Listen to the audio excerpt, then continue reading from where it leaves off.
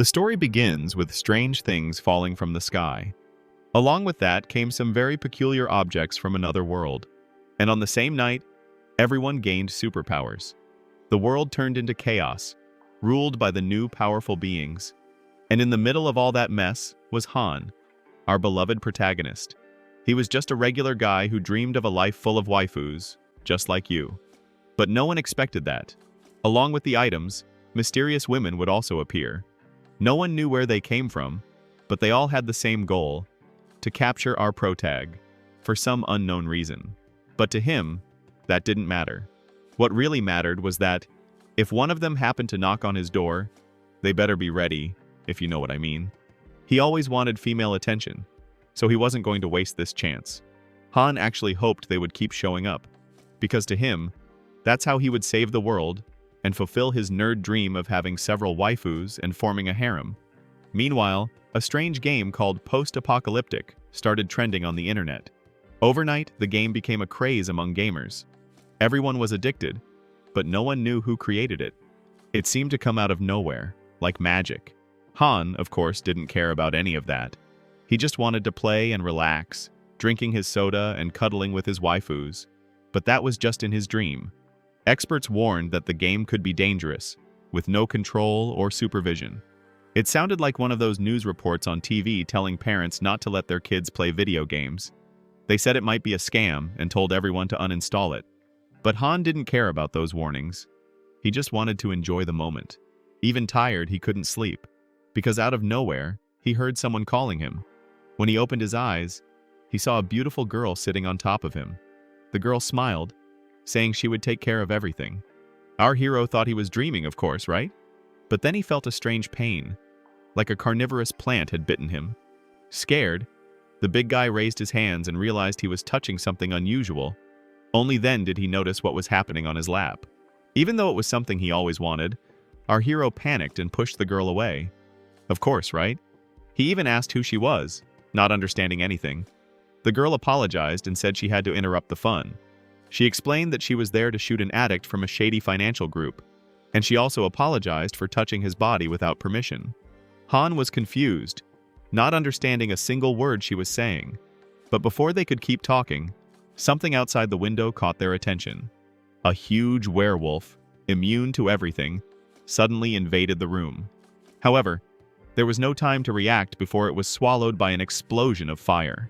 Han just stood there, unsure if he should say thanks or run away in panic. The girl, whose name was Ren, appeared through the smoke. She said that as long as she was there, no one could touch her big guy. Through the hole Ren made in the wall, it was clear that more werewolves were approaching. Without hesitation, the girl jumped out the window to face the beasts. Before disappearing, she said she would return as soon as she finished the job. Downstairs, an insane fight full of powers began. Meanwhile, Han finally had a moment to breathe and try to understand everything that was happening. That's when a TV turned on by itself, showing a cute face saying she never imagined the game would cross into another dimension. This supposed developer claimed things were going to get even more intense and asked if Han was ready. Without thinking much, he grabbed a chair and tried to smash the TV, but the device dodged and introduced itself, saying its name was Wang Sen. She was the most powerful system ever made. She also said the game was just training, and she had only used a small part of her power to create it all. Our hero, of course, asked if everything happening out there was her fault, and Wang Sen confirmed it, saying just playing on a phone was too boring, so she decided to unlock the real potential of her system. After 10,086 attempts, the system managed to break the dimensional wall and connect both worlds. Han then tried to understand, right? Why was he the target of all this? Wang explained that, when it came time to choose the game's avatar, she found Han's picture on the internet. So because of that, all the game characters thought he was the savior. Since our hero couldn't enter the game world, the characters started coming to him. They want to get Han's seed and create a savior for the other world. If you know what that seed really means, right? Han got emotional with tears in his eyes and asked how often these girls would show up. Wang said that suddenly, several girls could appear, and wasting no time, Han started warming up for dual cultivation practice. But the system killed the mood and warned that they only needed one seed, and that was enough. If they tried more, they would eliminate him. The vibe changed completely. Han, who was super hyped for dual cultivation, now started packing his bags. He said he was going to take advantage of the chaos outside to escape, but Wang warned that running away wouldn't help much. Outside, wormholes began to open in the sky, marking the start of the first invasion. From the streets, people looked at the sky without understanding, scared and curious. Han was confused too, and asked what those light fish were. The system explained that the game had broken the dimensional wall, and now everything from the other world could come here. From now on, Han wouldn't need a phone to play anymore, since his life had turned into a game. Obviously, he thinks this is too crazy, and realizes that if the world wanted to find him, there would be nowhere left to run. Suddenly, he hears a noise coming from the ground floor. It's the girl, completely taken over by a level 3 Wolf King. Desperate, our protagonist asks the system for help. He says that, as the savior, he can't die because of a giant dog. Then Wang Sen replies that he can earn points by making people feel good. With those points, he could get almost anything inside the game. Han gets suspicious, right? What's this business about making people feel good? Even so, the system gives him 30 points for another mission he had completed earlier. With the points, Han can choose a blue card for equipment, gold for medical items, or a special ability.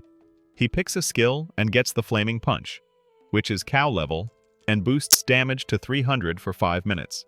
He also receives equipment to activate this ability. The problem is that the device is Earth type, and it doesn't match the new firepower at all. Even so, it would have to do somehow. Ruin activates his ability, and a hot, intense energy starts to come out of his body.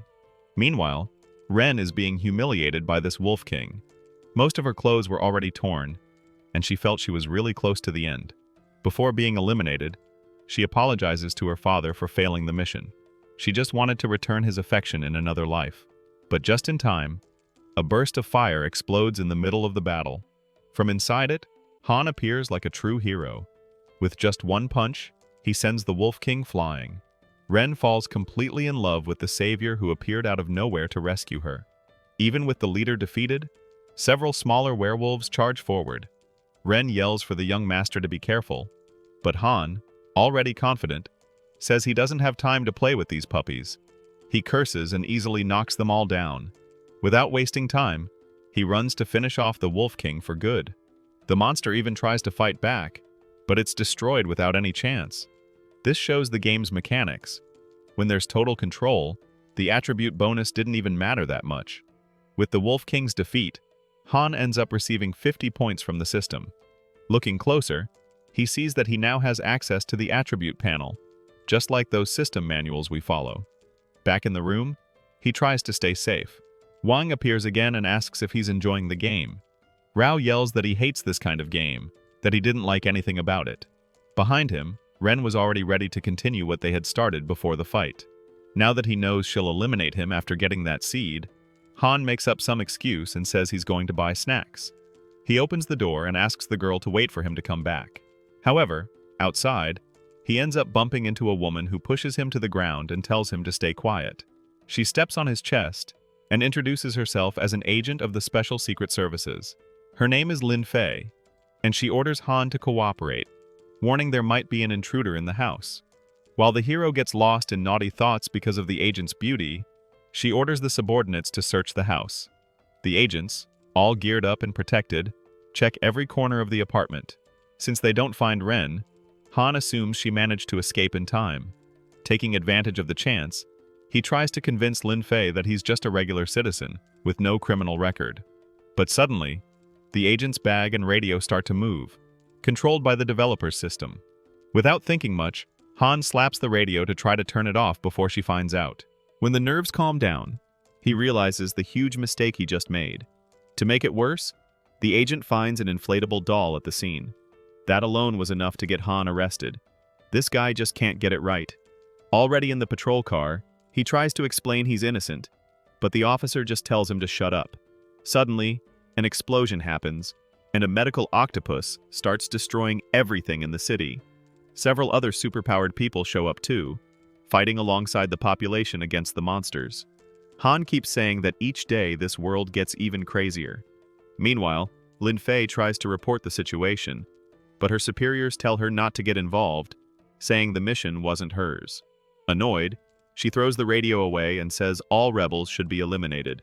At the Special Services headquarters, the officer even tells him to wait, but no one says anything for now, thinking the system will eliminate him this time. Han decides he'll tell everything at the next chance. But before that, Wong takes over the camera and ends up calling Han an idiot for standing still, even though he had the strength to beat everyone.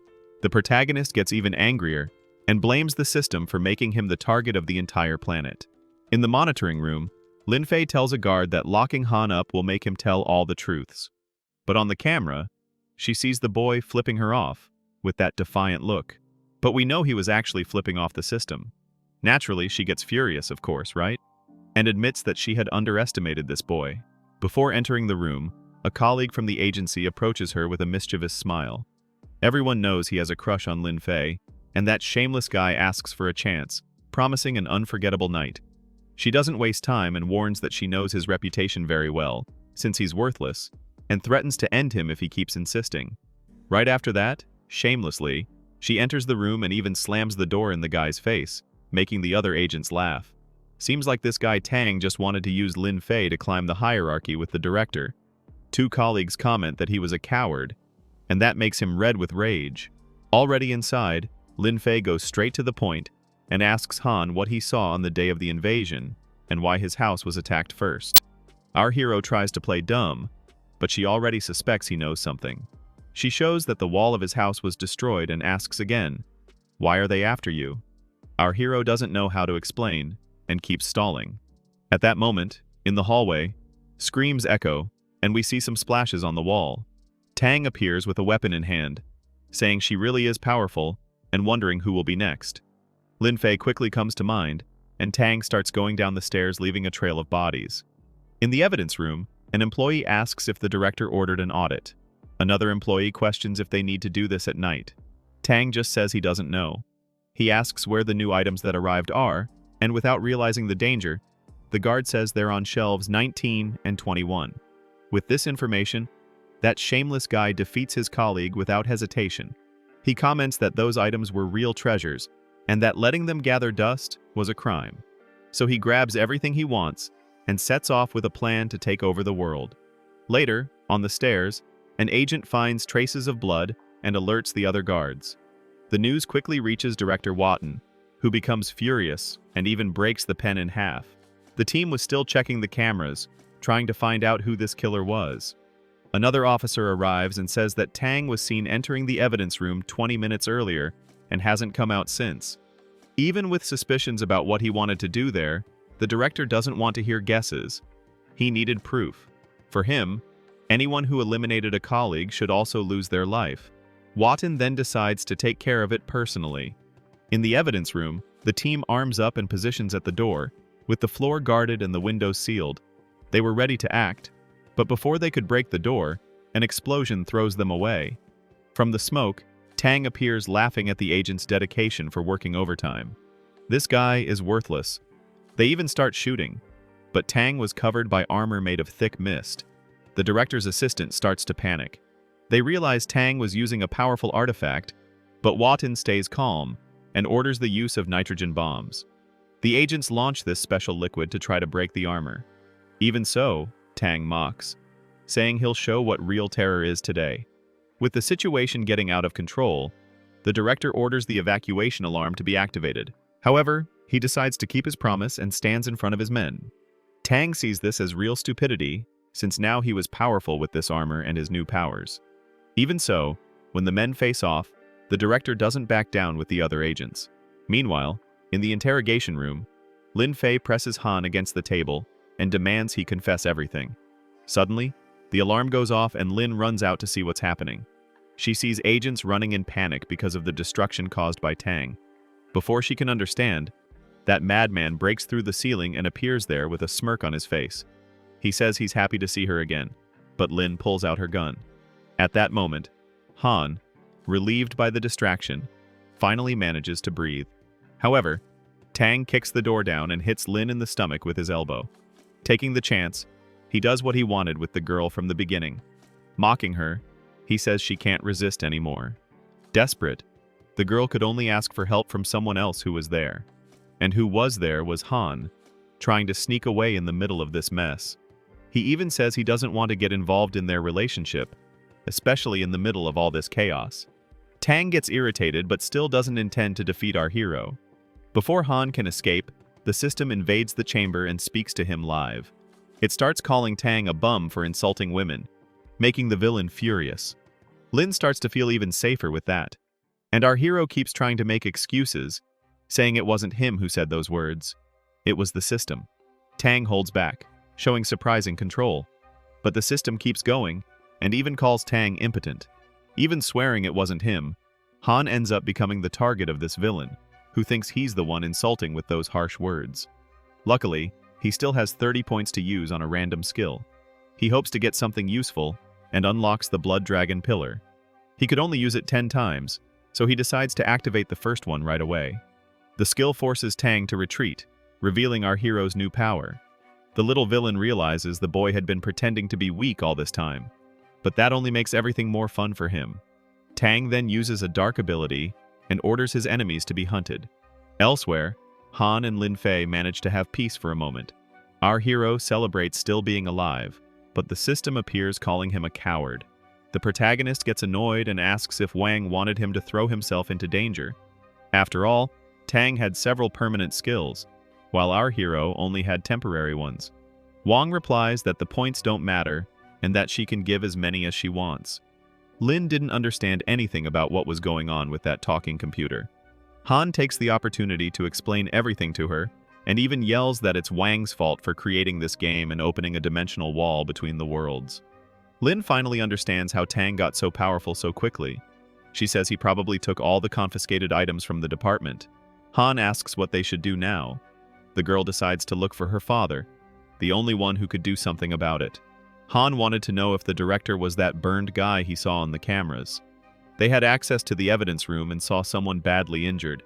Lin panics, but our hero asks her to calm down. If she goes now, she'll be eliminated. And they don't have time, because a beast was approaching.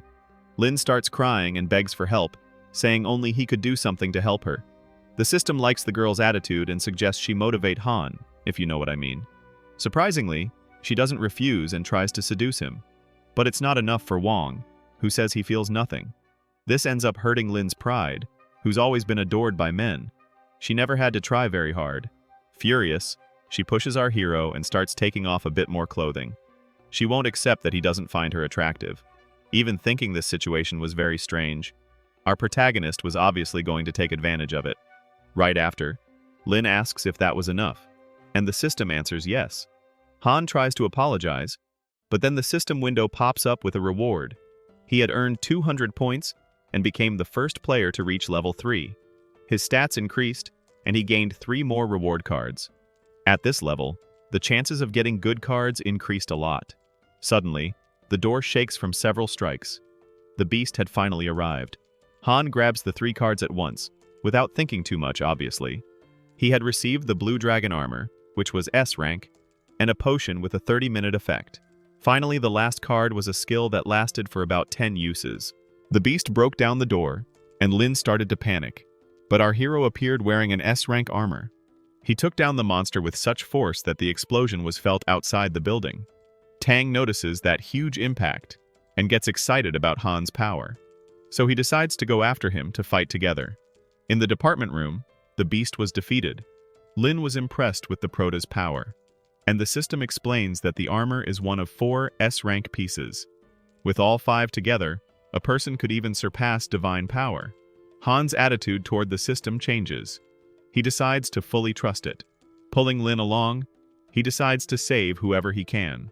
Wang gets all happy with that compliment, and our hero realized he could earn points by flattering the system.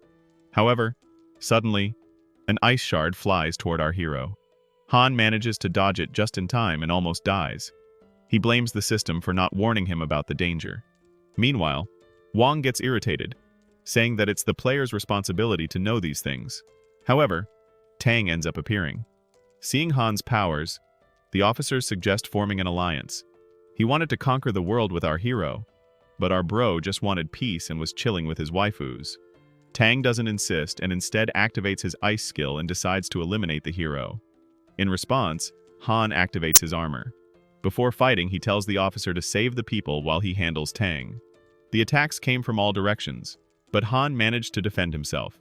Tang, however, was faster and appeared in front of Han, ready to finish him off. Due to his lack of real combat experience, Han took a direct and powerful hit. What Tang didn't expect was that the armor was strong enough to destroy his skill and counterattack. The explosion that happened before with the beast repeated, and Tang was thrown out of the building. Han was shaken by all that. Wang tried to approach the hero, explaining that the S-rank armor worked like that. She also said that the blue dragon armor could return the attack even stronger. Feeling safer, Han thanked the system. But suddenly, he felt a hand on his shoulder. It was the director, using his last strength to throw a punch. On the other side, Lin Fei was running to find her father. A nurse said he had woken up and gone after Tang. The problem is, he ended up finding Han on the way and was a bit confused. He thought our protagonist was Tang. The hero even wonders if that man was really Lin Fei's father. But before he could think much, the director destroyed a wall. With a furious punch, he charged at Han thinking he was Tang. Desperate, our protagonist could only run, begging him to open his eyes. It was only when Lin Fei arrived that the director stopped the attack. Later, ambulances arrived to rescue the injured. The initial report spoke of 6 eliminations, 13 seriously injured, and 43 with minor injuries. Also, there were 135 unknown items taken from the evidence room. Han then asked where Tang was, and Lin said he must have escaped in the chaos. However, the director promised to hunt him down. Without beating around the bush, Han asked about the system and the post-apocalyptic game. Han tried to explain that the system wasn't cooperating much, and that Tang only took a few devices, but that was already enough to cause chaos. No one knew how many items were still loose in the world. The director then reported everything to the superiors. He said they were ready for an armed response if necessary. After that, Lin Fei was appointed leader of special operations. She would have to recruit skilled people from all over the world. Han also ended up getting a role after going through training. However, as a good old lazy guy, he tried to escape, saying he was just a civilian. Lin showed up behind him with a scary aura and said that after what he did with her daughter, and for destroying the department, Han would have to make it up. Later, already at the building where he lived, our protagonist was complaining about being forced to do all this. Lin Fei asked if he still thought he had nothing to do with her, after everything they went through together. Instead of feeling happy, Han was confused by the sweet way the officer was acting. This one wanted something more. Directly, Lin told him to pack his things, because Tang could come back for revenge. But when he opened the door, Han came face to face with Lin striking a somewhat provocative pose. He even got embarrassed and didn't know where to look. Lin asked what the problem was, and thus began an argument between the three about whether Ren was Han's lover or not. Then, they arrived at a secret house, lent by the special services. That's where the hero was going to live now, and Han was impressed with the place. Lin said his room was on the 2nd floor, next to hers. But she also said that Ren's room was in the garage. That made the girl furious, and Ori asked Ren not to provoke, since she could burn everything down. The girl went to rest, and left the two at ease. Ren then asked to go to his room, but Han said it was better for each to go to their own room. This one was a coward. The rejection made Ren cry, and she even wondered if he didn't like her anymore. The hero made up some random excuse and managed to enter the room and lock the door. Even so, Ren kept insisting outside to be let in and stay with him. The system thought it was a missed opportunity, since he could take advantage, and promised to give more points if the three stayed together. Han was already wondering why the system was insisting so much on these interactions.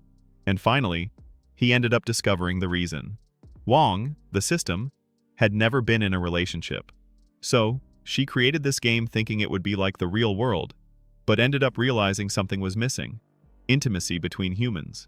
Even with all the power, she couldn't provide real pleasure to the players. After reflecting, she realized her mistake. She didn't know what intimacy was.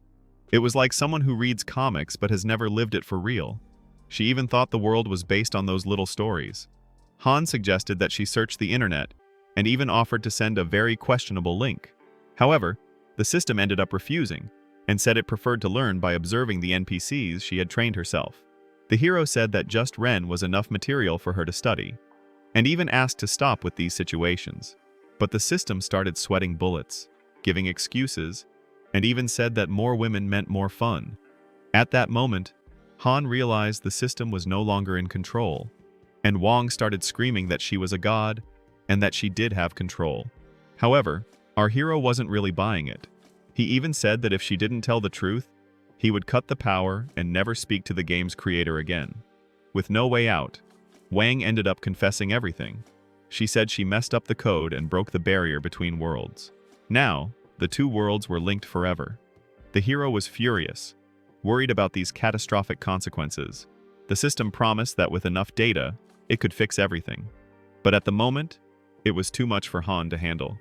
So he went to rest. The day had been very stressful. The next morning, he woke up a little confused.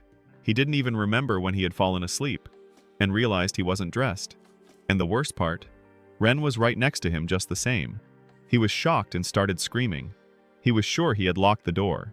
Ren casually answered, saying she just pushed the door a little. But it wasn't quite like that. The door was completely destroyed. After thinking a bit, Han concluded that the data collection was probably already complete. But as if reading his mind, the girl explained she only followed his orders. She said he needed to rest before ensuring the baby's quality. Just to remind, they're here to get our protagonist's little seed to create the baby who will save the world. That's in the game's story. However, if he lets them take the seed, he will be eliminated. He quickly got up, got dressed, and went to prepare something to eat. Luckily for our hero and his peace of mind, Ren hadn't done anything weird. But now he knew he needed to protect himself better. Even so, something was off. One of his heads was using a certain object against his will. As if that wasn't enough, Ren stole a tiger from the zoo to cook for lunch, and news of that animal theft ended up on local TV. Han yelled at her to return that animal now, and even thought Ren's way of thinking was completely unique, not to say something else. But then, another problem appeared at the door. It was a strange girl looking for him. He asked who she was, and the girl introduced herself as Ju, the princess of the Northern Wind Empire. Seeing that he was uncomfortable, Ju said she didn't want to cause trouble. She just wanted to borrow something, and Ruin Han understood immediately. The Northern Wind Empire was the most powerful on the continent, a huge territory and a powerful army. But half a year ago, demons destroyed its capital. Since then, Ju wanted revenge. Her only hope was to recover the sword that once protected her kingdom. That sword was our hero, Ruin Han. Ju explained she needed his lineage, the Han family bloodline, to restore her people. So, she wanted what he had. And Han asked if she would leave after getting it. But she replied that the demons were also after him. They knew he held the secret to breaking the final seal. So unfortunately, she'd have to finish him off after the fun, if you know what I mean. Really not pleasant at all. The guy was even celebrating already. Without delay, Ju pulled out the sword and tore his clothes. And she was impressed by the descendant of the dragon general. Before he could react, she was already on top of him. Ruin Han warned that being rough like that could hurt him. But Ju seemed to be enjoying it. She had read in romances that movement made everything better. In the middle of all that, Lin showed up pointing a gun and wanted to know what was going on there. Ju replied that even if Lin was his wife, she had arrived at the scene first. That made our protagonist even more tense. Lin yelled at him for doing that kind of thing during chaos. That's when he realized. The second descent had begun. And no, folks, it wasn't a pun. Ignoring everything, he asked what the situation was. Lin, still not knowing where to look, explained that the agency was collecting items, but one team was having trouble. Han decided to go help, and Ju jumped in again, saying she needed the item today. Annoyed, he said if she wanted it, she'd have to wait all day, without breaking any fire hydrants. And the girl ended up believing that talk. In the romances, men lasted the time of a burning incense stick, meaning a few hours. But Ruin Han asked if those books mentioned anything as big as his. In other words, he didn't last long, but the guy was powerful. Without an answer, Ju agreed to wait. He offered a chance, but on the condition that she help with the missions. Excited, Ju promised to eliminate any enemy in the way. 20 minutes earlier, an explosion had happened in a building. Team D lost contact over the radio. Tang was there, responding to a call near Fei King Street parking lot. He had asked for reinforcements. And on the other side, they sent who he was already expecting, Captain Lin Fei. The scene shifts to Han, who was going with Lin as reinforcement. During the trip, the radio announced that the special team awaited orders, and Lin said Team D was 500 meters away. The focus was to rescue, not to fight. But he got distracted on the road and got an electric shock. His hand locked on the steering wheel, and he swerved just in time. Other vehicles weren't as lucky and ended up exploding. The officers didn't understand anything, but Han told them to look up. On top of the building, several criminals armed with sea-level cannons were ready to destroy everything. Seeing those shooters, Lin ordered everyone to disperse. But in 1 second, all weapons were cut. The assassins ended up eliminated. And all of that was Ju's doing. She was really hardcore. Without doing anything, Ruin Han gained experience points. And the system girl explained that since Ju was his subordinate, he earned half the experience points. And he got all excited, right? Since he could get rich without lifting a finger. But then, a strange sound echoed from the asphalt. A giant tentacle appeared. That was the celestial mechanism snake. Level 4. Ruin Han and Lin started screaming. She floored the accelerator, and the hero tried to use earth magic. It worked, but wasn't enough. The serpent was too fast, and he still told Lin to wait for a chance. Even wanting to fight, she ended up hesitating. Ju appeared flying onto the hood and warned that none of them were strong enough to help. But her pose, with those clothes on top of it, caught our hero's full attention. This guy was no good. Anyway, Ju went straight for the monster. Han wasn't going to just watch and ask the system for a card. He wanted a high-level skill to defeat the serpent once and for all. But when he flipped the card, he read, "Thanks for your sponsorship," and he got pissed right away. After all, it was a lottery, and sometimes you got nothing. Even so, he thought he was very unlucky. And while he complained, an energy arrow hit the car. The door exploded, and Lin fell right into the protagonist's lap. In the middle of that chaos, this guy has luck. Soon after, the car starts shaking a lot, and all the confusion creates a very suspicious scene. This guy was really lucky and still asks if, by chance, the girl had a weapon instead of opais, since his face was hurting a lot. During the turbulence, the bumps keep causing multiple accidents. The system inside the car gets all excited and announces on the dashboard that she was very satisfied. When the car finally stops, Tang appears approaching the scene. Han immediately asks what he plans to do. But, upon seeing the guy with the Executor's Blade, a cow-level weapon, our protagonist realizes he won't escape so easily. So, he asks for the cards to be activated again. Tang doesn't waste time and cuts the car in half with that sword, causing everything to explode. Before leaving, he brags and laments the tragic end of the two. But in the middle of the flames, he sees something coming out of the explosion. Han had used a rare card to summon the Blue Dragon's invulnerable armor, and managed to save Lin at the last second. The officer, of course, is even more enchanted with our protagonist, saying he was a true hero. Irritated with the scene, Tang goes on the attack and yells that he wants to see who has the stronger gear. Han is already jumping into the fight and tells the girl to wait. Surprisingly, all of Tang's attacks are blocked by the armor's scale shield. Desperate, X-Corp sends the shooters to eliminate the boy. The girl is shocked by the number of allies Tang managed to gather so quickly. The shooters unleash a burst of energy, and our hero manages to defend himself with great difficulty. Tang's confidence returns in full, and he orders the attacks to be at full power. Even so, Han keeps advancing, and Tang realizes he has fallen into a trap. He's caught in the crossfire. When he tries to run, something ends up trapping his feet on the ground. This time, the power that failed to restrain the celestial serpent worked well against humans. With no way out, Tang begins to beg the crew to cease fire. However, the shooters on top of the building misunderstood and thought he was ordering them to continue. In their minds, Tang was sacrificing himself as bait, so they kept firing the fire blasts. Under the crossfire, Tang sees his life flash before his eyes and, before the explosion, thinks of a sad poem about autumn, flowers, and capitalism. On top of the building, the same fate befalls the shooters thanks to Ren's surprise attack. She storms in and sets the rooftop ablaze. Han thanks his ally for the good work. Tang survives the gunfire, but now he has a new hairstyle. Poor man's joy never lasts. That's because Han manages to land a punch right in the middle of his chest, Kakashi style with the Marin. Across the building, an employee sees all of that and runs to inform the guildmaster, speaking about Tang's elimination. That makes her satisfied, as it proves Han is a valuable talent. Byong Sanji, president of Ice Frost, orders him to be recruited at all costs. With Tang out of action, the hero can finally relax.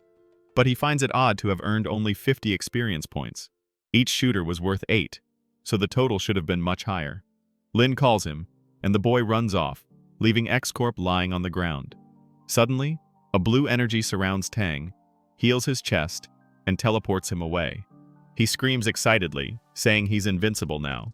Back at the conflict scene, one of the thugs confesses he's from the Silver Ice Moon Guild. They were ambushing the police under indirect orders from the guild. The officer is impressed with how fast this gang grew. She asks who the leader of this guild is. However, these thugs were only from the outer circle and didn't have that information. Lin takes the criminal to the station for a better interrogation. And now Ren, alone with the master, goes up to him and asks how she did today. Han praises the guild, but Ren wanted a reward for helping.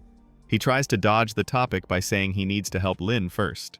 However, Lin appears out of nowhere, saying she destroyed the serpent's celestial mechanism all by herself. Even though it was difficult, she already finished the job, and the hero earned 100 points from it. Despite the gains, Han still finds it strange to be at level 3 and thinks he needs to focus more. He also realizes he doesn't want to gain points from sponsorships, meaning earning points because others are completing the missions. Later at home, our hero comments that he's starving. However, ordering food was unthinkable since everything was so expensive. Ren appears with a bowl of noodles she made herself. With a sweet smile, she hopes he really likes it. Han eats all excited and, after complimenting it, ends up spitting it out. Ren says that next time, he should try making his own food. Ju asks if she wasn't being too bold just because of instant noodles, and Han ends up agreeing. However, Ju also brings food, and with an outfit a bit more provocative than Ren's. Ren gets annoyed and says there's an order to serve the hero, and Ju counters by saying men like something new. The two then start arguing, beginning a rivalry between them. Meanwhile, Ranli just wanted to eat in peace. Ren says she won't let Ju do anything as long as she's around, and the girl says that, if that's the case, she'll find a way to get Ren out of the way. Suddenly, someone knocks on the door. Han thinks it's real food arriving. When he opens it, a very beautiful blonde appears, saying it's a pleasure to meet him. She introduces herself, saying she's Miss Bao's personal secretary. Our hero stands before a banquet, and she also says they're preparing clothes for him and asks that he please attend. Han asks who this Miss Bao is. He soon realizes it must be the business queen, heiress of millions, and CEO of the Kaiyong Group. The blonde confirms and returns to the car, informing they'll pick him up around 6 in the evening. Han finds this very strange, because he had already tried to get into that company and was rejected. So he thinks about not going, since it could be a trap. But when he opens the box he received, he finds stacks of cash. It's clear that the invitation is something very serious. Soon after, the police receive information that the hero went alone to the banquet. The report said the car belonged to a famous company, so the officers decided not to get involved in the matter. Even so, Lin loses her patience and fires those responsible. At the headquarters of the Koya group, a big meeting was taking place. Several important people were present there, and suddenly, the most awaited person arrives. Everyone goes silent, impressed by Bao's presence. Her beauty was almost supernatural, since she was incredibly beautiful. They say she earned a PhD at 19 and solved a global quantum physics problem at 21. Besides that, she inherited billions, which many think is unfair. And I would also love to inherit billions. That's why many people try to get close to her, like the owner of the Hwaim group. But in the middle of the conversation, someone announces that young Master Cao has just arrived. Cao had been clowning around for a while, so people just wanted to know what the trick was this time. Full of himself, the lunatic shows up on a red carpet, with flashing lights and 2 bodyguards by his side. Everyone is unsure how to react, except for Bao. Without much delay, Cao starts singing a really cheesy song, declaring his love for the president. The guests, obviously, are not into it. And the girl reminds everyone that he's the governor's son, telling them not to mess with him. Right after, the guy straps wheels to his knees and slides over to the girl. That guy really loved attention. Even with her pulling away, he insists on getting closer to give a passionate hug. But the reason she turned her face was different. Our protagonist was already there, eating as usual, before the conversation started. Cao comes sliding and hits his privates on our hero's leg. Furious, the playboy stands up and orders the guards to get rid of this scoundrel. The bodyguards, all bald, for some reason accept the order. But Bao steps in and says that this guy was John Han's guest. That leaves everyone confused, wanting to know more about who this guy was and why he was so important to the president. Since no one recognizes him, Cao says if he knows the rules, he should introduce himself. But before saying anything, Bao grabs his arm and takes our protagonist straight to her room. Cao gets super jealous, almost losing it right there, since he was in love with her. In the room, our protagonist compliments the place while the girl sits down. Bao says he shouldn't worry about what happened earlier. And suddenly, she starts taking off her sock, trying to seduce him, and asks if he knows the reason for the act. A bit awkward, Han thinks she wants to recruit him to her guild, and he's curious how she figured out who he was. Our protagonist explains that gathering so many people in so little time required a lot of money, and the way she contacted him gave it all away. Bao no longer hides it, and ends up revealing that she herself is the leader of the Silver Moon Guild, the known ice leader, and she still insists on the recruitment offer. However, our hero ends up refusing, saying the 5 million given earlier was already more than enough, and even slams the table, saying that if she really wants him in the guild, she'll have to offer something better. She realizes he had much more presence than Tang, and starts to see how he really was someone above the other guy. To show power, she asks how much he knows about the Apocalypse game. Han admits he doesn't know much and asks her to explain. Bao says she's been monitoring everything from the start and couldn't even hack the system, and concludes that the game isn't normal and its creator must be a genius. Out of nowhere, Wang appears on the panel behind her to show off, which annoys our hero. Bao notices and asks what he's hiding there. Even so, she continues explaining that since the first descent, she's been collecting information about the items that came to this world. She found out all those items were supernatural and managed to travel from the game. But the girl doesn't understand why our hero wasn't surprised. That's because he already knew everything and couldn't hide it. This situation bums out the blonde a bit, but she reveals she knows where and when the next descent will happen. Our hero understands the time, but not the place. She explains that these descents are global and affect the whole world, but good items appear in specific areas with certain patterns. Touching his face, Bao says if he joined her, she'd help him reach the top. Outside the window, Lin appears disguised as a spy and gives orders through the radio for the departments to act. She never imagined Bao was behind this and feels a sting of sadness. If Han accepted the proposal, she wouldn't have any role there anymore. Inside the room, our hero refused to be recruited, saying he was already committed to someone else. Lin heard this from outside and got all flustered, thinking he was talking about her. Even so, our hero leaves and tells Bao to settle the guilt before the police show up. The secretary asks if they should hire someone to eliminate him, but Bao says no, because having an interesting guy like him around was very good. Outside the building, Cao waits for a long time. Finally, the guard says the guy showed up, and Cao starts showing off. The guard asks if he's already waiting for the staff to bring the car, setting the perfect stage for a show. But Han opens the app and goes straight to a shared bicycle. Cao gets pissed off for being ignored by someone with such low status, let's say, right? And even orders his men to attack, but even with the car running, it wouldn't move. Looking back, there's Tang holding the vehicle in place. Later, our protagonist gets home and complains about the price of the bike. When he opens the door, Lin greets him with a smile and a glass of water. She says with the heat he needs to stay well hydrated, and even mentions the AC isn't cooling properly, trying to tease our boy. The hero turns all red, and she moves closer asking if he's feeling unwell. But he messes it all up by asking about Ren and Ju. Lin punches a hole in the wall from being so stressed and says she told them both to renew their IDs.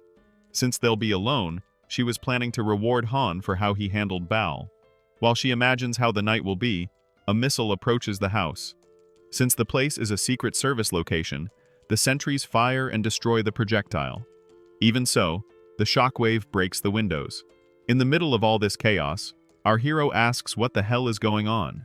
Lin says the weapon system has been activated, and, while he was still trying to understand why there were weapons in his house, Lin calls the security team. Even far from there, the sensors detect a short-range artillery attack. Since the house had withstood it, they start tracking the origin of the shots. Cao freaks out because the plan had failed, and now he thinks they're in trouble. Tang, on the other hand, says there's no need to panic, because that attack was only to mark the target. The real show was about to begin, with mounds of earth turning into level 2 explosive cicadas. These cicadas fire bursts into the sky non-stop, like a firework display. At the house, the officer sends a message to a special team, saying that if the enemy has artillery, they must have more hidden weapons. The guy who receives the message only sees some lights in the sky before everything explodes. Kao almost jumps with joy for finally defeating his rival in front of his goddess. However, Tang gets into the car and tells Kay to follow him, saying it wasn't over yet. Kay is confused, so Tang explains that Han wasn't supposed to be defeated so easily. And he was right. Even with the house destroyed, Han and Lin came out unharmed. Lin was furious at the enemy's arrogance, even though they survived. The next day, Lin ends up destroying a door along with other officers during a raid. Bal appears in the office, and Lin asks if something is wrong. She says there's an arrest warrant for Bal on suspicion of an attack. The executives in the room reject the decision and surround the officers with their bodyguards. Bal mocks them and says they don't have the strength to arrest her. At that moment, Han appears and advises Lin not to fall into the trap of the real culprit. Bal is surprised to see that Lin believes her. Meanwhile, Han explains that if Bal wanted to eliminate him, she would have done it at the banquet. The girl agrees to cooperate and goes with the officers without resistance. Even though that's what Lin wanted, she was annoyed because it was Han who resolved everything, not her warrant.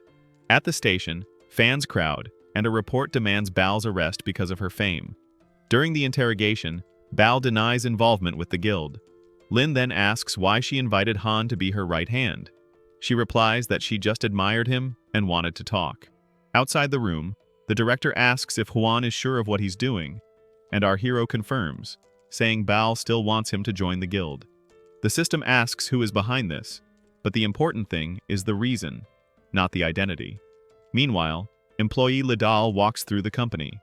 Before entering the office, Tang appears and asks if the system that predicts the future is in there. Back in the interrogation, Han feels like he's fallen into a trap. An employee bursts in, and Han says he's going to the company to keep watch.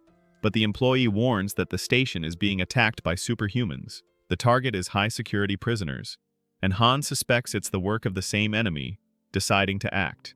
Before that, the director says he now has a team ready to help. Bang Shin introduces the new Rapid Response Division, who salute Han as captain.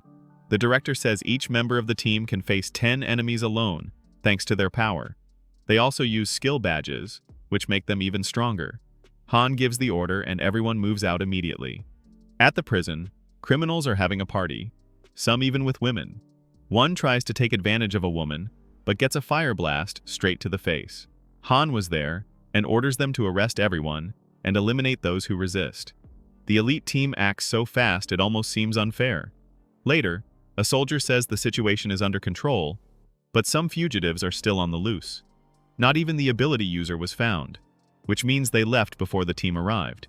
It might have just been a distraction, and it was. Bal's secretaries were trapped inside the company. While Tang was on the phone about Han's arrival, Kao panics. Tang destroys the phone and says this time he will defeat the boy. He won't be humiliated again. At that moment, our hero arrives at Phoenix HQ, which used to belong to Ren. He says thanks, but Ren insists on going up with him. Before entering, the two find a dead guard, a sign something very wrong was happening. On the president's floor, Tang appears and says he's been waiting a long time. Han is shocked. He thought Tang had been eliminated, but the guy enjoys the reveal and ends up saying he's actually immortal. However, Han isn't shaken. If he can't defeat him, then he'll imprison that guy forever. Tang isn't intimidated and activates a magic barrier with a simple gesture. Ren is confused, and Han tries to break the barrier with a kick, but fails. Then, he is teleported to a flat and very strange place. It was a completely different place from the company. Han asks the system where he is, and it says it's an S-class illusion. Also, it can only be broken from the outside. Han asks if there's no way out, and the system says that in most cases, no. But Han is an exception. He can escape by breaking the first seal with Ren. The big guy logically asks what seal that was. The system makes a cheeky face and shows a very inappropriate scene. The hero gets annoyed and throws the phone on the floor. This guy is a fool! The system explains that the game characters have biological safety periods. Let's put it that way. In other words, in those moments, intimacy is safe because the NPCs are protected. He could practice dual cultivation without being eliminated. Every time fusion happens, the boy's strength increases, and the soul bond can double his combat power. Han comments that he's going to bother Ren a little, but she says she's totally willing. The big guy drools with anticipation. Finally, he could get to the good part, something he had longed for after so much waiting. Their experience finally happens, but they needed to act fast, so there wasn't much time to enjoy it. In just a few minutes, the valve opens and a waterfall surrounds a tree, turning everything into energy. This energy breaks the seal and the system announces that the boy has reached the second level of the character. Nothing philosophical about this. Ren activates a magic spell with her giant spiritual form, which shoots into the sky. The illusionary world is completely destroyed, leaving only Han and the others inside the company building. Tang grabs the devices from the floor, eager to see the hero desperate. However, the devices react to each other and end up exploding, injuring the officer. He realizes angrily that, even after all this, the hero was still alive. After a full day of battles, Han promises to end everything once and for all. And Tang doesn't plan to give up, especially with a Class A weapon called Twin Blades of the Wind. Even with an S-level armor, it starts to crack from the blade's strike. The system warns that a counterattack would be necessary, since the twin blades pierce the armor. Luckily, Han's spiritual form can turn into any weapon with the soul bond. With that, he easily cuts the Class A blades. Besides the sword, the boy now gains the S-class equipment called Spiritual Eye, which alerts about danger. Tang tries to escape, a bit confused with the protagonist's power, but our hero cuts Tang's calf and stabs the sword into his back. This time, he wasn't going to let Tang escape, but also didn't want to defeat him yet. He asks how Tang manages to come back to life as if nothing happened. However, the villain activates another device and says Han will have to ask that in the next life. A flash explodes on the floor, and the company headquarters catches fire. Minutes later, Lin arrives with the police and sees the protagonist in terrible condition. Ren was even worse and needed to be taken to the hospital urgently. Lin is surprised that Han is alive after that absurdly big explosion. Our hero explains that Ren had saved him at the last moment. His sword turned into an umbrella and absorbed the impact of the explosion. Even so, Han was thrown against the wall. However, Ren took the worst of it for her young master. Han is desperate about her condition. Now that everything is calmer, Lin reflects on how insane this whole story is. Han reveals that Tang was responsible for everything and that he was still alive. This guy probably took over Bao's ultra-secret program. After that supposed death, Han ends up running upstairs with Lin. Soon after, in the boss's office, they find the secretary tied up. After removing the gag, the blonde reveals that Cal was also involved in the theft. There, she asks where the guild members were to let this happen. The secretary says everyone was bought with Cal's money. Elsewhere, Tang wakes up amid screams, still in shock from that explosion. Even in pain, he swears he won't fail again. The phone rings, and it's Cal asking where he is. The two meet, and Cal is furious that Tang ruined his reputation. Tang had promised to help win over Bao, but ended up blowing up the company building. Even so, he asks for the flash drive that Cal was supposed to bring. Now Cal doesn't want to do business with this traitor anymore, and even regrets it, but believes the people behind Tang would handle him. This villain is unfazed, as he knew he was stronger than those criminals. Cal orders everyone to attack and offers a reward of $1 million. The mercenaries charge in with everything. Tang already equips the Night Shadow, and also a high-class item. He crushes all the attackers as if they were nothing. At the other company, Bal is in shock for having lost her program.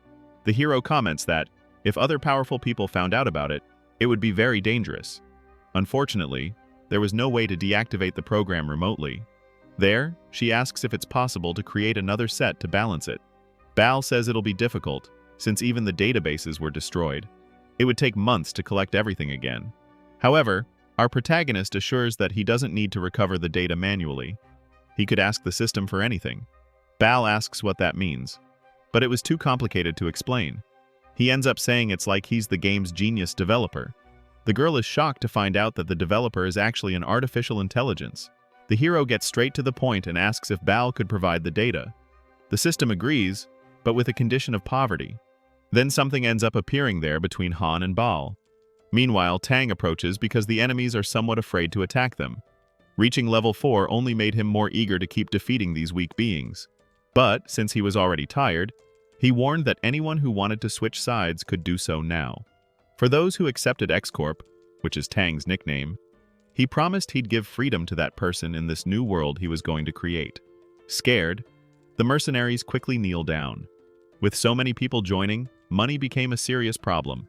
Tang looks at Cal and asks if he had the cash to cover all this. The boy already starts crying, admitting he was just middle class. Even so, Tang began threatening him. He said if the boy's father didn't pay 300 million, he was screwed. Terrified, Cal ran off with everything he had, and Tang, without wasting time, sent his new henchmen after him. Now, with money, soldiers, and info, Tang swore he would defeat Han and rule the world. Meanwhile, in another house, our hero finished his shower and went to the bedroom. The two girls sat on opposite sides of the bed, unaware of each other. Then, our hero tried to start a conversation with the policewoman, but she totally ignored him. Han said she still had time to change her mind, but in front of him, she started taking off her swimsuit. Blushing, he said that was the way to get back what was lost. But before anything, he warned he would shower first. Wang appeared saying it was the first time they worked together. Han immediately started yelling, thinking it was strange for someone to force that on someone else. What he didn't expect was that Baal might really want to do that with him. Then, the system revealed it could track feelings based on her data, and Baal had been in love with our hero for a long time. Han changed his attitude. The system explained it was only helping to fulfill her wish. But at that moment, a shoe was thrown hard at the TV. Lin warned she was going to sleep and threatened to defeat our hero if she heard anything. Wang, as always, exposed that she detected high estrogen levels in Lin, and without telling Baal, she went over and hugged our hero from behind, explaining her reasons. She said his calm and confidence were unique, and that had affected her. Everyone looked at Baal with desire, but our hero was different from other men. He replied it wasn't on purpose, he was just allergic to those signals. Before he finished, Baal pulled him and ended up kissing him. Things started to heat up. Lin, lying there on the bed, pretended not to hear anything. And so, the atmosphere began to warm. The system got all excited and treated it like a live show. Since Lin joined the police, she became the center of attention. But she never cared about weak people, even with many approaching. When she joined the special sector with high grades, no one dared to approach her anymore. Only that playboy Tang kept trying, since he wanted to rank up.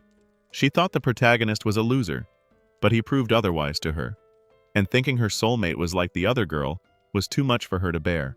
Meanwhile, Baal was there enjoying herself. However, our protagonist said the mission wasn't over yet. Without shame, he ended up asking Lin to join. She refused, all embarrassed, saying she wasn't as reckless as them. But seeing Baal was exhausted, she admitted she couldn't be selfish. While Baal begged for help, Lin finally gave in. She was beaten by insistence and curiosity. Without wasting time, Lin went to get ready as if to take a shower. Baal sighed in relief to finally be able to rest. Our hero said he was going to fit the piece in the puzzle. Lin was curious to see what he had. When she felt the puzzle piece, she understood why Baal was complaining. In a very philosophical way, Lin compared it to riding a white horse. It was no use asking the horse to slow down because it was wild. And after reaching the limit, they both fell exhausted to the ground. After this not-so-metaphorical ride, Lin said she accepted the horse. Even though she found it strange, she admitted it had been wonderful. However, finished, the hero asked if the system was satisfied. But the TV started showing strange codes, making Han worried. Both Lin and Baal asked what was happening. The system said everything was under control. So you can guess what was happening with the system, right? It explained that previous data was arriving en masse. Suddenly, the system evolved into a cute 2D girl, surprising Han. Without much delay, Wang said she would send the files for Baal to rebuild the program. After some time working, Lin asked if Baal could predict the next descent. But before any answer, the event could only be seen from the window. Han asked Baal to focus on finding the resource zone because he was going after Tang. At the top of the building, Lin asked if there was still time. Luckily, Val worked fast and confirmed she had already located the place. Tang was definitely still in the city, but since they lost the advantage, there was a risk of arriving too late. Luckily, Val has a teleportation device that can change everything. After passing through the wormhole, they arrived at the destination. Han was curious about how Bao got an item like that. She explained that, as leader of a big guild, she had some resources saved. There, she noticed they were already at a disadvantage. There were clear signs villains had passed through there too. It seemed another group had been at the site, with evidence of a recent fight. Soon they were dragging bodies inside. Han wondered if it was the spikes again. But there, she analyzed the footprints and ruled out humans, suggesting some fierce beast. Even so, they had no choice but to go in and take a look inside. Bao asked why there was no one, not even electricity. Then, Lin suggested calling reinforcements, but Han insisted on handling it alone. Suddenly, a dry body appeared, and a creature emerged on sight. Han decided to check better, but heard a scary noise from the second floor. When they got there, a man shot wildly and screamed for everyone to go to hell. Without warning, Aljinja shoots the shooter's neck and eliminates him instantly. Han even tries to understand what that was. Bao feels something strange nearby. When she turns around, she comes face to face with a giant spider. Desperate, she starts screaming for help. Han manages to destroy the spider with a very powerful strike. Confident, he asks if Bao is okay. But he soon realizes they are in the middle of a nest of those creatures. The two girls ask what they would do. The only option was to run as fast as possible. After a long escape, they find a door. It was locked and the girls couldn't open it. Han forces the door and knocks down two men who were hiding inside. He soon realizes there is a whole group of refugees in there. The men get furious, accusing Han of bringing the spiders back. The girls run inside, and Lin barely manages to close the door. Even so, they are met by armed bandits. Han comments that inside it was worse than outside. There, he already draws his weapon and introduces himself as a police officer. Han tries to calm the situation and asks if they are hotel employees. However, the men explain that all the employees had already been eliminated. He then asks if they are connected to Tang. Hearing that they are, he is not surprised by Tang's absence. After all, it's typical of that scoundrel to send others and not show up himself. He was a coward. Still, the bandits threaten Han. He warns that any suspicious move, and he will open the door for the spiders to come in. The bandits think he is bluffing, that he wouldn't be able to do that. After all, they are closer to the entrance, so they would be eliminated first. But Han doesn't care, because everyone will share the same fate. He starts counting to 3. The bandits don't believe him. Then Han decides to skip the count and tells Lin to open the door. Panic takes over the bandits, who surrender immediately. Han praises their choice. Minutes later, they were tied up. The leader says Tang sent them there to collect resources. But as soon as they entered, they were attacked by an endless swarm of spiders. Unfortunately, one by one their allies were defeated. Without beating around the bush, our hero demands to know where Tang was. The bandit pretends not to know. Our protagonist, of course, doesn't believe him. He starts dragging the man to the door, threatening to throw him to the spiders. Afraid, the man reveals Tang was hiding in his base. Han recognizes that Tang knows how to hide very well, but decides to go after him now. Lin asks how they will get out, since the spiders are dangerous. Han bets they are afraid of fire, so he blows up the entrance with a strong burst of fire. The spiders retreat scared, which surprises the girls. However, before escaping, a giant spider appears. It pierces Han's chest with its stinger. It even lifts him off the ground with extreme ease. Lin draws her weapon and promises to save him. But the giant spider calmly says it will not eliminate him. It states it will free him if the girls help with something. This was a level 5 creature. Actually, what it wanted was 500 humans in exchange for Han's life. He suspects and asks why it won't hunt alone. The spider gets irritated and wounds him again. It says he has no right to negotiate. It tells the girls to hurry because it's hungry. If they take more than an hour, the protagonist will be in big trouble. If it takes more than 2 hours, he would lose his life. What worries Lin and Bao most is Han's possible helplessness. The spider opens a path for them to leave, and they don't waste time. Lin decides to seek reinforcements from the department. Bao runs to the hospital to call Ren and Ju. The bandits, seeing this, try to flee too. But they didn't make a deal with the queen and ended badly. After a while, Han regains control of his body. Around him, there were many skeletons and webs. He realizes he is in the queen spider's lair. At the bottom of the web, other bandits were being prepared to become snacks. The hero wonders if Tang is also among the captured. The queen spider appears and approaches one of the trapped bodies. She pierces the body with her stinger, making it melt. She feels great pleasure doing this. This allows her to lay more eggs of small spider monsters. Seeing the number of spiders, the hero asks if they all hatched from her. The queen responds that humans will find out when the girls bring the bodies. She also warns that she won't keep the deal and will eliminate Han. Then he feels a little calmer, thinking this spider is just crazy. The queen doesn't like being called that at all. She even thinks about defeating him right then and there. Still, our hero notices she is using many tricks. This shows she is afraid of sunlight. The queen's reaction confirms his suspicion. She chose this place because many people would come looking for several resources there. Even in danger, our hero still tries to get information about the items.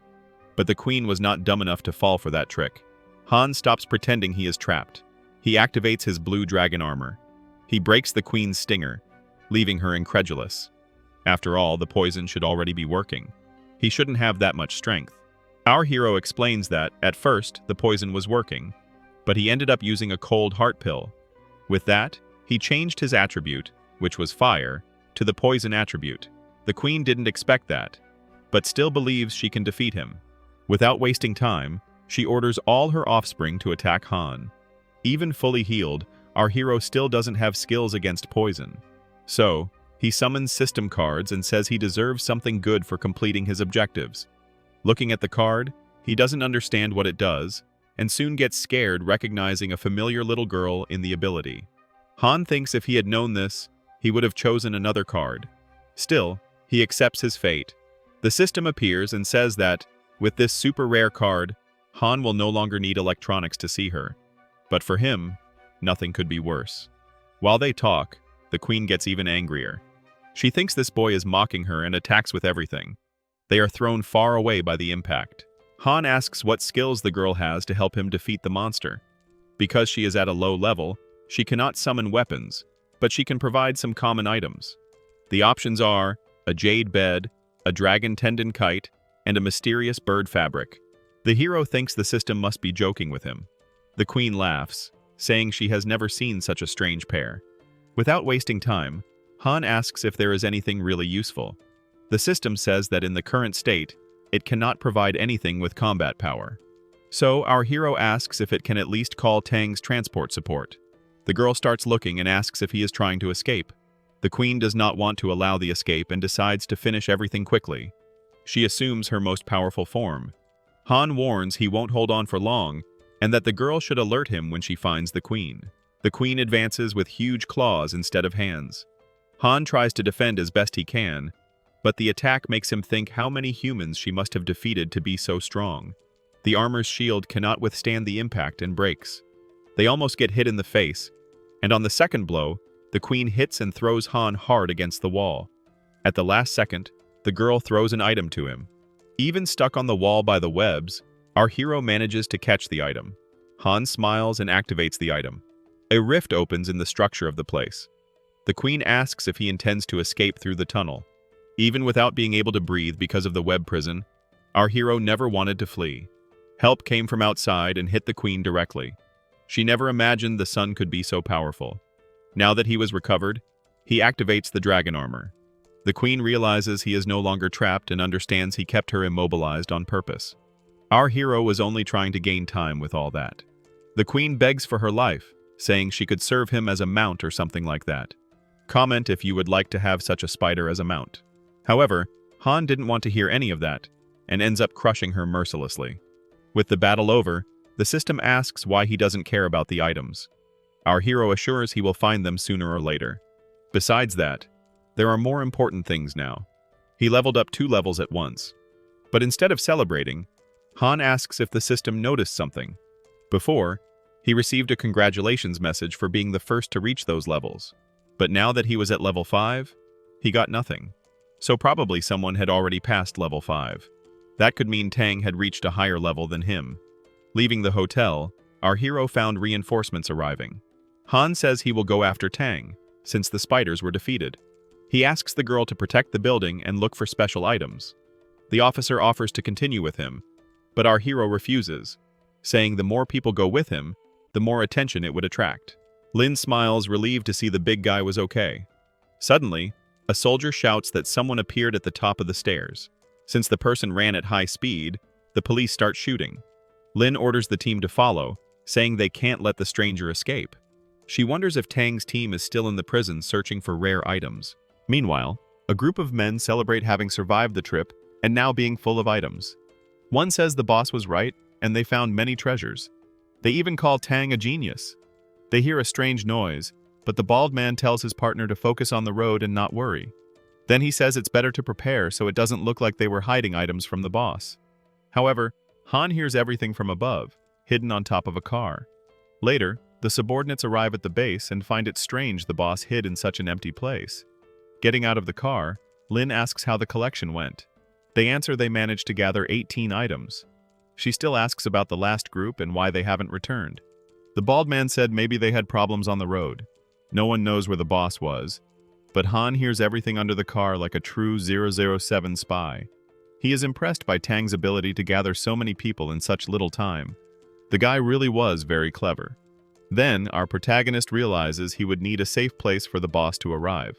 Meanwhile, one of the hostages complains about the situation, and the guard replies, "What is this? Or do you pee your pants?" The guy cries, saying even after giving all the money, he was not released. The guard didn't care. But Han appears out of nowhere, knocking out the bully. The guy barely reacts, and Han slaps his mouth, warning if he says a word, he will regret it. Minutes later, the guy tries to thank our hero, who says it was all coincidence. This guy dresses to go along and asks where the car was. Han doesn't understand what he means by that, and the guy gets worried about having to walk down the mountain. With a little smile, our hero says they will have a car as soon as they finish stealing one. Soon after, the two appear disguised at the main gate. The guard asks why they took so long. Han makes up that the boy had serious bladder problems. After some lame excuses, the guard lets them in. The guy points to the boss's room but warns there are many people inside. So, Han enters and comes face to face with a very beautiful woman. That worries him because of his history. You know, right? The women there are tough on our hero. He comments this doesn't seem like Tang's style, and the woman laughs, saying she wouldn't be there without a reason. She still warns that, to find the boss, he would need to defeat her in a fight. Han is confused by the girl's bizarre hands. The system warns that she is a mutant chemist from the game. Our hero wonders how the cultivation game ended up turning into this whole mess. But the mutant is proud of her creations. Without much talk, the girl goes on the attack. Han dodges easily and asks where the boss was. The mutant doesn't answer while he keeps dodging and making some jokes. He asks if all the girls in the game are like that. The system notices the surprise as Han defends himself without any equipment. This happens because his attributes were evolving over time, so he was getting stronger. However, the girl still hasn't used all her power and decides to go all out. She transforms her own tongue into a drill. Han comments that it feels like he's in a horror manga. She announces she will eliminate him, but he only thinks about how she manages to talk with her tongue like that. Irritated, the mutant charges at high speed and manages to tear our hero's shirt. Even so, he keeps dodging, driving the system crazy. The problem is that if a single hit landed, his body would be crushed. So, the system shoots to force him to retreat. But it was too late. At the last second, Han activates the blue dragon armor. Her blow hits hard and ends up bouncing off. Han comments that despite the speed, she wasn't very smart. The system cheers excitedly to see that our protagonist's strategy worked. The hero explains he didn't use the armor before to avoid alerting the opponent. Outside, the guard and another ally make noise, worrying Han. So he runs out of the room and asks what was happening. The guard says that fortunately, the police had arrived. Lin runs up the stairs to find the two. She was the one who was in love. Han asks why she was there since he had asked her to stay at the hotel and protect the place. She explains, somewhat exhausted, that someone stole all the resources and fled to that place. She asks if there is anyone suspicious. Han hears a noise coming from a room. They realize the mutant girl was stealing again. Our protagonist launches a burst of fire that explodes next to her, stopping her escape. He approaches the girl saying she is the second of the night and that he won't hold back anymore. But, to his surprise, the girl surrenders and says she admires our hero. Suddenly, the third girl appears and introduces herself as Duquess Sinagio. She also says she came to marry our hero. She says they can do it before the wedding, leaving our hero completely shocked. At the same time, he feels tempted. He still pushes her back, calls her a liar, and tells her to stop making things up. Then, he demands that Sinagio explain why she was stealing the items and if she has any connection to Tang. Immobile, the pink-haired girl says this is part of the T's clan tradition, which was her clan, and that it was an engagement test. The system confirms the clan lived in Wind Village, in the west, and they specialize in theft, with about 400 members. Han asks the officer what she meant by this engagement test. She explains the hero is seen as the savior who will defeat the Demon King. Because of that, they wanted to marry him. Han answers he can help even without marriage, trying to be kind. But she punches him because the clan's rules say they only accept help from a spouse. Then, she says they can discuss it later. Chenille is very happy because her father wanted her to marry the Demon King. But she always thought the hero was a better idea. Han asks if she is running away from the marriage. She confirms yes. Then he asks if she isn't afraid the Demon King will defeat her whole clan. The girl answers it will be fine as long as she takes the savior with her. Han asks if the king is really that powerful. She explains that not even the whole clan would be able to defeat him. But all this is heard by Tang, who now knows everything. Out of nowhere, he feels something very good. A girl was praying for him. Curious, she asks what he was watching on the computer. Tang dodges, saying the interesting thing is her. The two end up meeting again later. Our hero was at his house and ends up introducing the group's new member. Chenille introduces herself excitedly, saying she is our hero's fiancée, and asks the other girls to take good care of her. Of course, the other girls get very irritated, especially angry with Han. Chenille doesn't understand and asks what the problem was since the two were clearly soulmates. Ju understands she wants to compete for Han, so she draws her sword and challenges Chenille to a duel. She ends up accepting, but our hero warns that if they destroy the house again, they will have to sleep outside. In the end, he didn't care about anything anymore, and didn't mind if they destroyed it. He just wanted it to end soon. Suddenly, his phone rings. He asks what it is and gets a tense reply. The voice on the other side said they accessed the game backend and found nothing about Biomanos. So, the blonde doesn't believe the mutant came through the descent. Then he raises the hypothesis that maybe Tang discovered how to open channels directly to this game. If that is the case, he could summon any character from another world. That meant the action would increase drastically, and our hero now needed to double his precautions. After this tense talk, our hero lay on the bed reflecting on how Tang managed to do all this. The guy must be very intelligent. In a laboratory surrounded by scientists and executives, an innovative experiment was about to begin. He asks Professor Zhang about the project's progress. This Zhang replies that it was almost working, and that the software creator was a true genius. In seconds, this Zhang identifies the dimensional location of the game characters and ends up activating the system. A black portal appears in the middle of the place, causing everyone to panic. From the center of the portal emerges the true Demon King from another world. He becomes curious to know who summoned him. Tang, with his henchman, appears and says that he was the one who called him. Without wasting time, he says he knows where the Demon King's runaway bride is, and proposes they join forces. The next day, the hero wakes up tired but quickly gets up upon hearing a commotion outside. Outside, Cao appears with musicians and is enchanted by the beauty of the girls accompanying our hero. And he was not only enchanted by the girls' faces because, like a good old shameless man, he also notices other measurements. Our hero appears and asks if someone is getting married. Ren explains that those people say they know the protagonist. The boy looks closer and recognizes Cao, getting shocked. Cao starts crying and apologizes for having offended the father. Han shouts that he is not his father, but Cao thanks him anyway and says he will follow everything he says. Tired of all this situation and the attention he keeps receiving, our hero tries to leave, but she invites him for a coffee. He says he lost his appetite, but Cao asks him to wait, as he has something important to tell. Inside the house, Han asks what this information is. She explains that when she was captured, she met a professor who had also been kidnapped by Tang. She doesn't remember the name exactly, only that it was Liu something like that. But it was possible to see they were building something together. Later, Bal identifies this man as the main quantum mechanics specialist who disappeared about 3 days ago.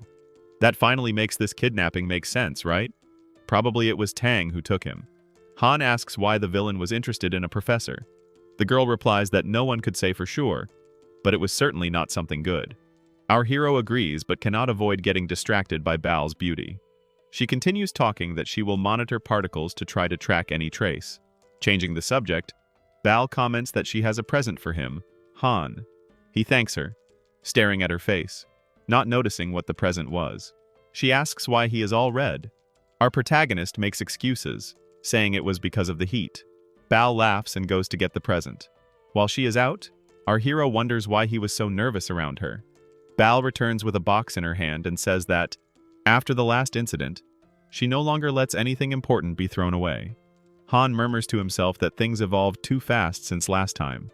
She gives him a bracelet. When he asks what it is, she tells him to wear it, then explains that she created this item, and it serves to store and activate resources when he needs. That was great for things with limited usage time. Our hero thanks her again. She says that, together with Lin, she decided to focus on him to defeat Tang. That's why they went after the director. But at the department, she got a direct no. They didn't want to help. Her father, who is the director, said that even having the items, he has no authority to use them. Lin got angry because if the items stay unused, they will be stolen again. Aten still explains that only someone with high rank, values, and discipline could take care of that. There she understands he was talking about himself, and she was not grateful at all for that. Later, 2 men laugh in a luxury room. One of them was Major Lu, who says that now everything depends on the other. The other guy was Lu Shang, his son, and a standout student, a gold medalist. This Shang reassures his father, saying he will handle Tang. But the father warns that not even the special forces managed to defeat this ex-cop. Still, Shang believes they can use Han as bait. Later, Han is called to a meeting. Ju explains that the military does not know how to use the items and asked for his help. But the major ended up disappearing, and the equipment is being destroyed. Meanwhile, Shang tries to convince a journalist to hold a headline for 2 days. In exchange, he promises to take her to dinner. Then he hangs up. Shang greets Han, saying he heard about him. Our hero replies that he is no hero at all. Still, Shang continues flattering Han, and he begins to give in. Meanwhile, Lin gets suspicious of Shang. Lacking humility and afraid of responsibility, she asks for help training Han. He asks if she is sure about this, since these battles are real and people actually lose their lives. This is no joke, and the girl confirms, saying she knows the risks and is ready to sacrifice for the country. Looking like a badass savior, he says he will go to hell instead of others. That guy was a liar. However, this exaggerated attitude is almost unbearable to watch. Shang asks how the recording went. The team said it was inspiring, even without tears. Then he orders to add a beauty filter and send it to TV immediately. Lin and Han feel embarrassed by this whole scene, right? Still, the hero returns to the training topic. But guards enter with wine and a chair for the young master. Shang complains he is tired of standing and says he doesn't want to get involved anymore. Lin finds this attitude very regrettable, since the country is choosing a superpower for Luz. But this information was still classified. But according to the military leader, whoever is chosen gains huge importance. Shang says he has no interest in that, and that he is only there because of his father. Despite this, he reveals that he knows where Tang was hiding. Because he has contacts in the underworld and with the authorities, he thinks it is very easy to find this Tang. So he ends up giving the location to the hero. He asks why he was outsourcing the work. Shang replies it is an unnecessary risk since there are better people for that. Lin asks if the information was reliable and if he really trusts this source. Shang bets his life on it. Han runs off, and the officer promises to call reinforcements. He does not want to waste time since he finally knows where the enemy is. Shang orders the detention center to mobilize. The information leads the group to the suburbs, near the water treatment station. Even so, Han is not in a hurry. He wants to see if Shang will do anything. He comments that such a narcissist would not miss the chance to promote himself at his expense. So he was already onto the plan. Lin is impressed with this talent of our hero. Even knowing everything from the start, she admits the boy acted very well. He realized it could be a trap, but stayed curious to see how Tang would appear. Suddenly, the officer gets an urgent call. there was a power outage at the prison, and all the supervillains escaped. Among them are prisoners who arrived from Meccan 2 days ago. Desperate, the officer orders a manhunt for the criminals throughout the city. Later, some thugs explain the chaos at the detention center. They say that is why they are there and ask the boss for another chance. All promise loyalty and claim they will follow him to the end. But with the police spread everywhere, Advisor Tang suspects something is wrong. One of the thugs comments that Han might be on a mission at the water treatment station. He says he heard this from a guard last night passing by the cell. Tang, who is not stupid, immediately understands they are trying to set a trap. The advisor asks if they should ignore the plan. Tang replies that if the target is there, that is enough. At the Major's son's house, a guard praises the brilliant attitude of the master, Lu Shang. He is very proud, and only waits for the right moment to appear at the end and take all the glory. However, Tang and Han have plans to turn the game around. Guys, that was part 1 of the System Boy. If you want more, don't forget to leave a comment. Also, drop a like while you're at it. That's it for today. See you next time.